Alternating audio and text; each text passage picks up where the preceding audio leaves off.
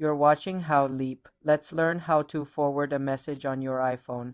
Open the Messages app and navigate to the conversation containing the specific text, photo, or video you want to forward. Tap and hold your finger directly on the individual message bubble you wish to forward until a menu pops up. From this menu, tap the option that says More. You will now see a blue circle with a check mark appear next to the selected message. You can also tap on additional messages if you want to forward more than one at a time. Once your messages are selected, look at the bottom right corner of the screen and tap the forward arrow icon. A new message composition screen will open with your selected messages already attached.